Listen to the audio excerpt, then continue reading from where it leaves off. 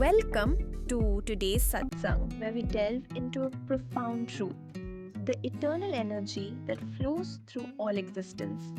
This truth isn't something to be understood by the mind alone, it reveals itself in deep meditation.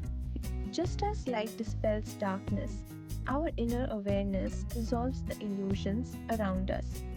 This universe, with its stars and atoms, is woven together by one supreme consciousness, a silent force in all things.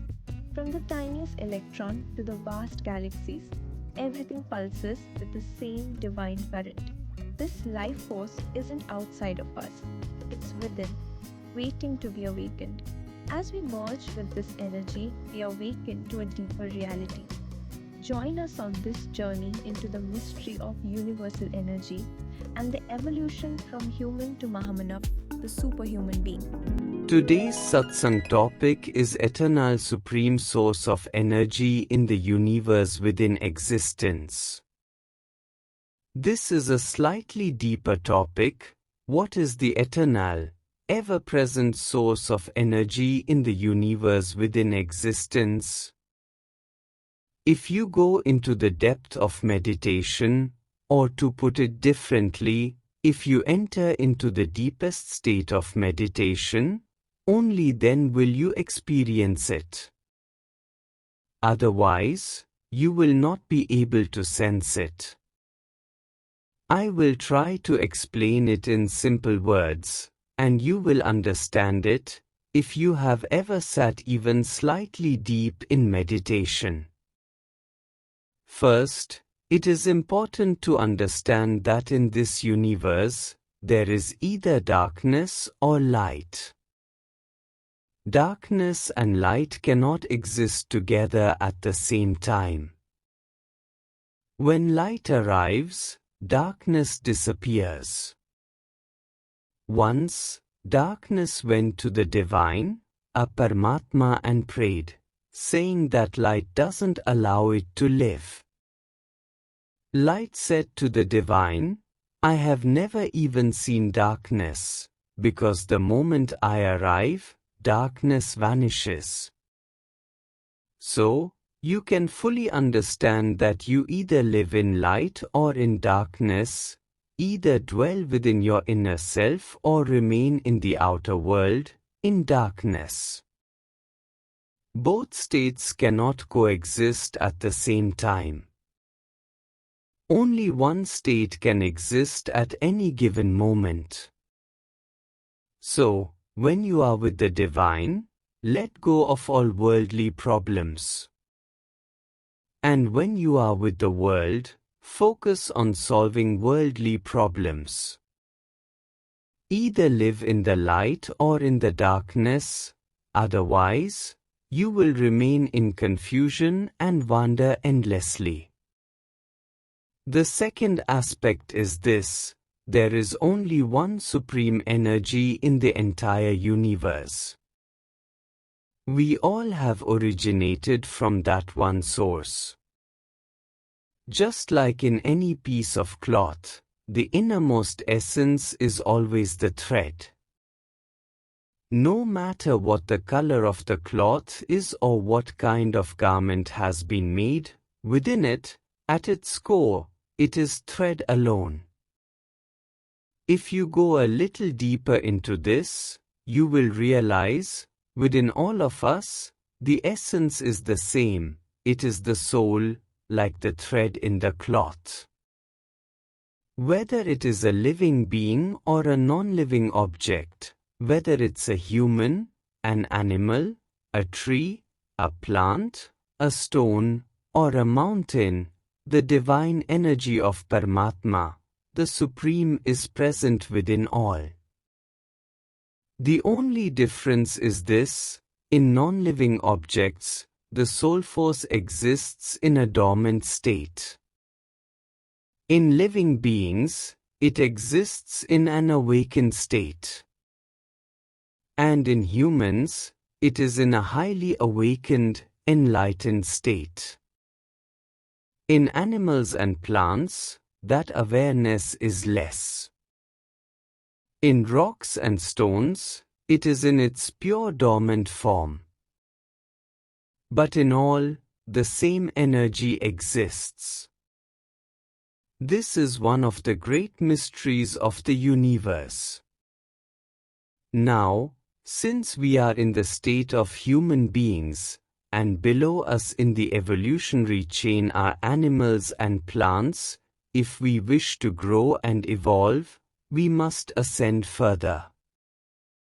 We are currently at a midpoint in the cycle of evolution, so the only direction for us is upward. To rise upward means to become a Mahāmanav, a superhuman being. If we truly want to understand the universal energy of existence, then unless we reach the state of the Mahāmanav, or go into the deep depths of meditation, we cannot grasp this mystery. Until we truly become Mahāmanav, we will not be able to experience it. In our current modern state, we may try to understand it intellectually, but we cannot perceive it scientifically or directly. If you study this universe, you'll see how vast it truly is. There are countless stars, innumerable planets, everything is infinite and boundless. Now, even if you take a small planet and imagine it within your mind, what would you find inside it? There would be rocks, stones, perhaps water in some places, and various other elements. But one thing you can experience is that the rocks and stones would be of various types and forms.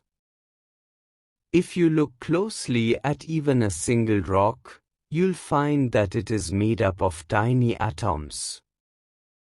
Just as a human body is made up of small cells, similarly, rocks too are composed of countless tiny molecules and atoms.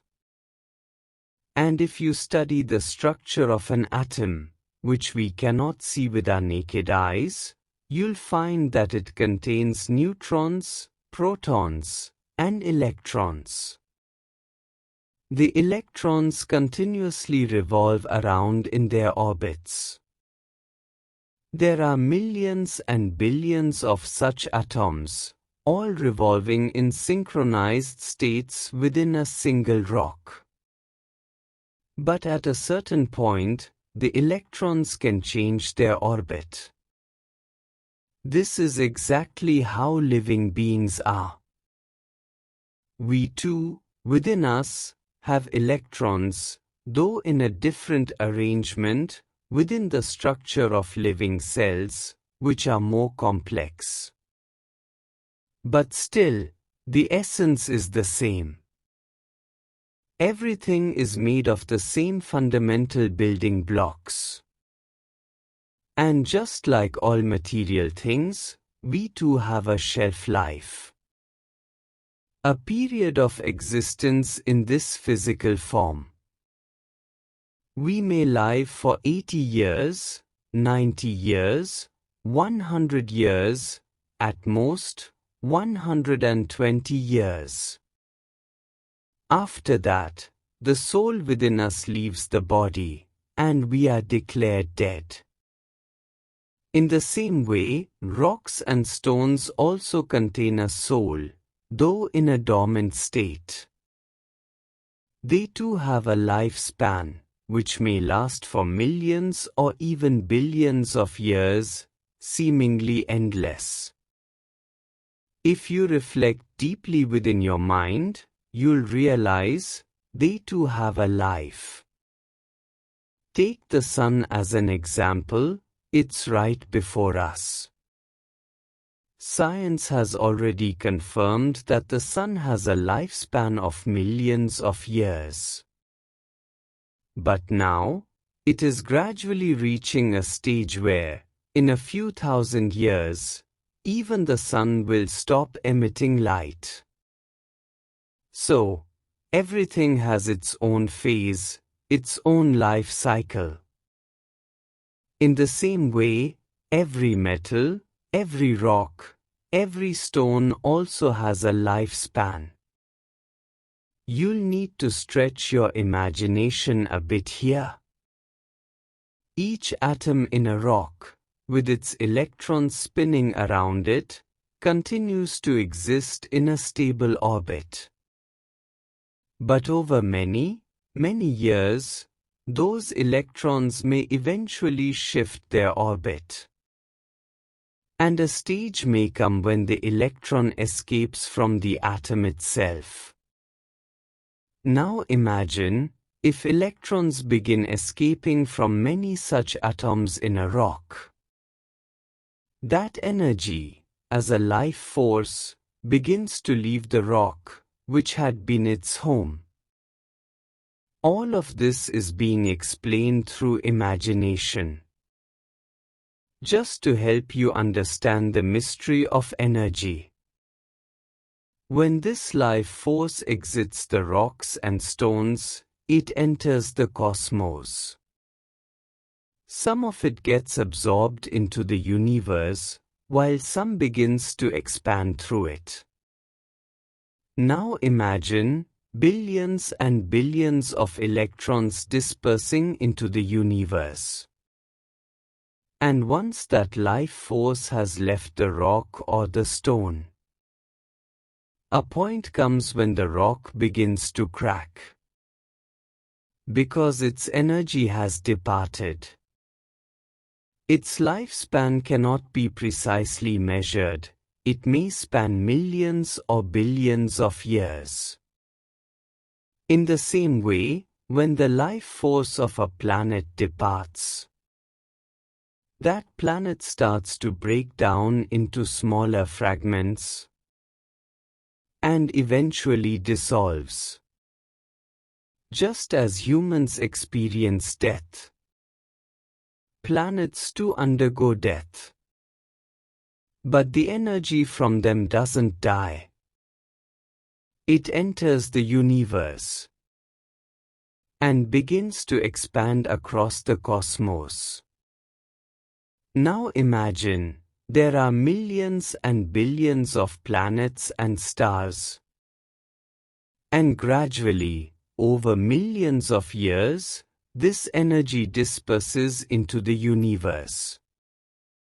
Even when those energies were within planets, they moved on their own, rotated on their own, without needing any external energy source. Even after entering the universe, they continue to expand effortlessly.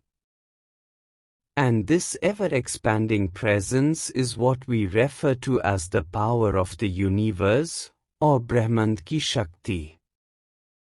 As these electrons revolve throughout the cosmos, they do not collide with anything. Their mere motion gives rise to a very subtle, harmonious sound, which we refer to as Anahat Nada, the unstruck cosmic sound. This sound has also been recorded by NASA. You too can experience it.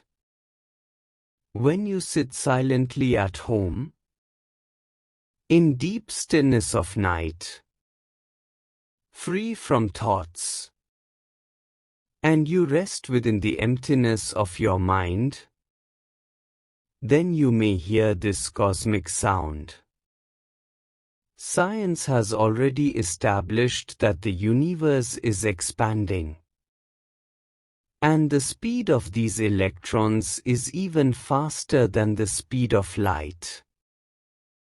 They move at unimaginable speeds and continue spreading outward. Thus, the energy of the universe expands along with them in all directions. Some stars dissolve, some are born. All of this has already been scientifically confirmed. I have only explained to you this much. That from a single atom, a life force emerges. And that life force spreads across the cosmos, radiating its energy. As this expansion continues, it reaches even larger rocks and celestial bodies.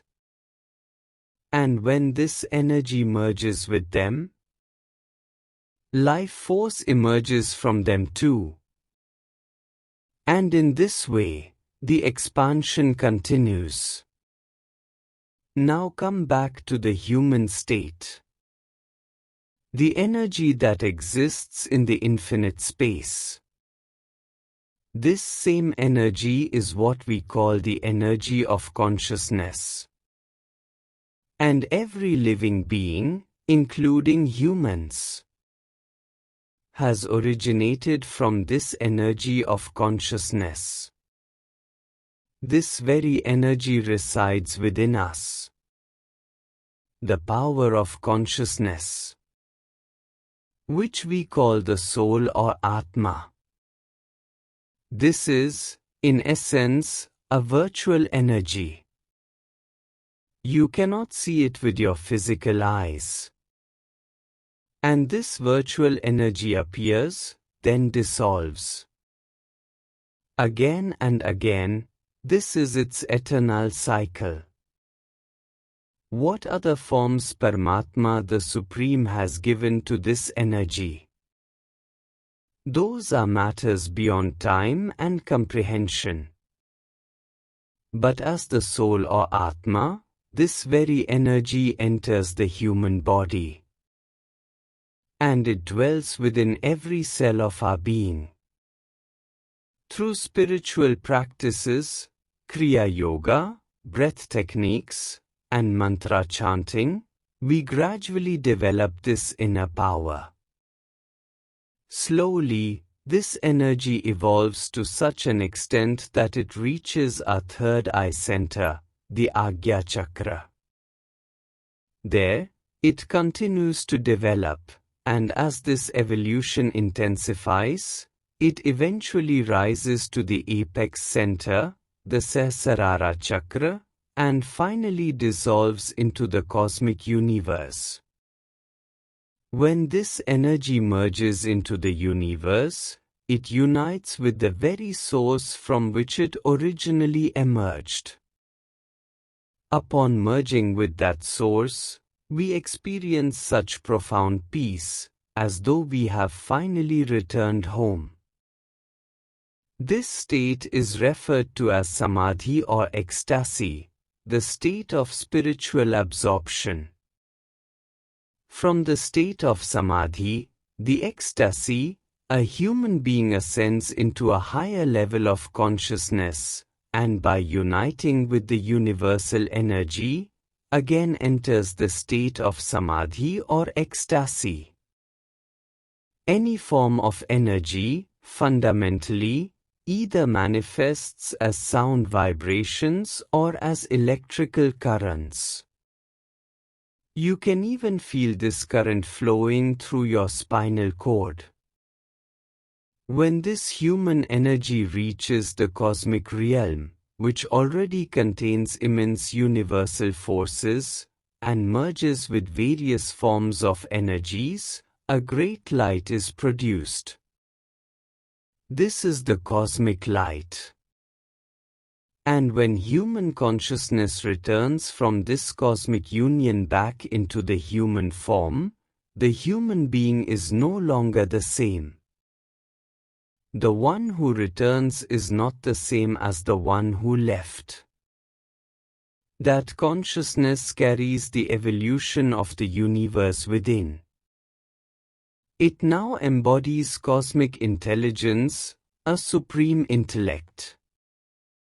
When this process happens thousands or even millions of times, the human being gradually transforms into a superhuman, a Mahamanav. And when this transformation is complete, the destiny of mankind is fulfilled in the form of the superhuman. How many thousands or millions of years this evolution may take is difficult to say. But Sri Aurobindo, the great sage of Pondicherry, has clearly written in his works that although we cannot precisely say how a human will become a superhuman, it is only by becoming a superhuman that human evolution will be complete. So I have presented before you this concept, that our consciousness, by merging with cosmic consciousness, and by uniting with cosmic energy, which flows from various planets and stars of the universe, has the potential to become infinitely powerful. It is this cosmic void power, this Mahashakti or energy, that alone can turn a human into a superhuman. And based on this, we can say, this is the one true path by which a person can become a superhuman.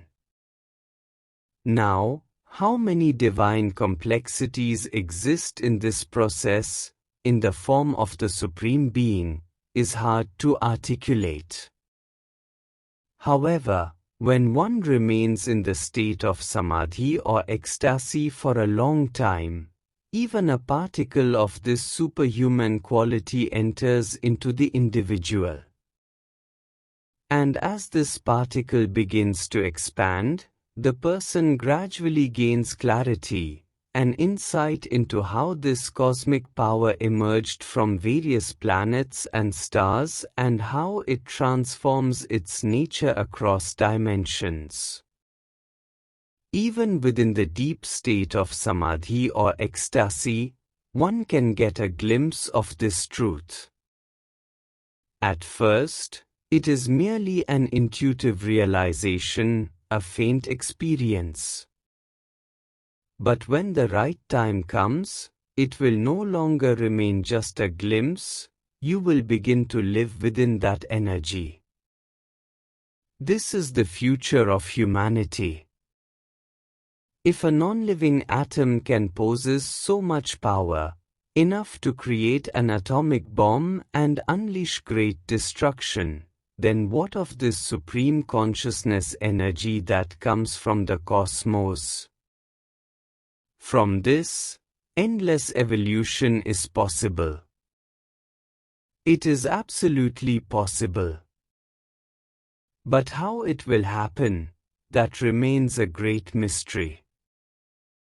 The expansion of cosmic energy will continue to happen, because it constantly emerges from various planets and various stars. And once it emerges, it continues to move and evolve on its own. Now if we look at our human life, we use all sorts of materials and substances. When we build a machine, it requires different components, and all of them are made from some form of metal. The appearance may vary, but at the core, it is metal. And even in that metal, there exists a dormant soul force. As I mentioned earlier, atoms exist even there. And each atom contains electrons. Now think, over thousands of years of use, when does that life force emerge from that metallic part? It's impossible to predict. But once the life force leaves any metallic part, it becomes spiritually dead. Because just as we humans have a lifespan, every material substance also has a life, a duration of existence. And once the life force leaves it, How that part stops functioning cannot be exactly predicted.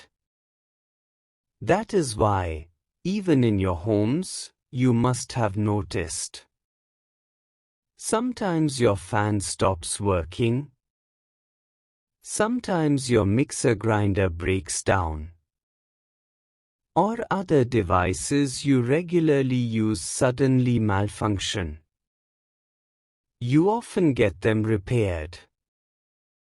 But at times, when you take them to the mechanic, he checks everything and says, all parts seem to be fine, there's no visible issue. And yet, the machine doesn't work. When such a situation arises, there is no clear answer. The answer, if there is one, exists only at a very rare and subtle spiritual level. As I explained earlier, when the life force within the metal departs, the object becomes spiritually dead. The component may still be physically attached inside the machine, but the function it was supposed to perform no longer happens. Why it doesn't function, or how it stops functioning, I cannot explain in technical terms. But esoterically, or spiritually, this is how it is understood. That component is then replaced, and your machine starts working again. Neither modern science nor our ordinary human logic has gone this deep. Only in the depths of spiritual understanding has this subtle insight been experienced. Now consider the many crashes, accidents, or disasters that occur in the world. They are thoroughly investigated, often for years. But even after all that, no definitive cause is found. These things can happen in any form, in any condition, and it is impossible to explain why they happen. Yet their occurrence is natural. Because just as human life has a span and a departure, so too does every object, every material in existence. They may appear outwardly intact, but spiritually, they may already be lifeless. Since human beings are physical creatures, we either cremate or bury the body after death, and the atoms then reintegrate with the cosmos. But with metal and material substances, no real research has been done to understand what changes occur inside them over time. Still, we do observe and experience that many crashes or breakdowns happen, whose true cause remains unknown.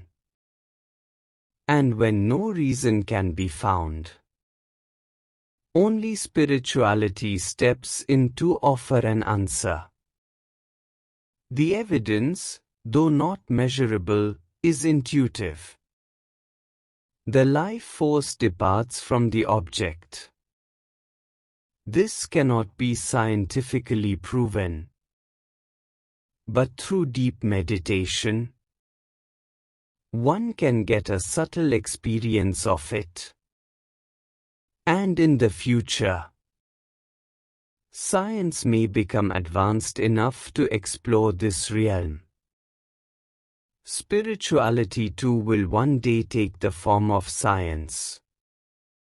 And then it will become possible to understand how the life force emerging from matter influences the life of that matter itself. But in the modern age, no one has any real sense or awareness of this. Right now, it is either that a person lives in darkness or lives in light. Living in darkness often feels more comforting to most people. People live in it, survive in it. But they never experience the light. Yet people often think, if I face problems in life, even Mevara faced hardships. Gautama Buddha also went through struggles. Sri Ramana Maharshi faced suffering. And even Sri Ramakrishna Paramahamsa passed away due to illness, some from cancer. Why does this happen? The simple answer is this. When you dwell in light, and even for a single moment, you fall into darkness. Your life force begins to diminish. And then, various challenges and disturbances begin to arise in your life. You either get entangled in them, or your life gradually begins to end. You may have experienced this in your own life. You are very aware. But then suddenly your focus slips. You move from light into darkness.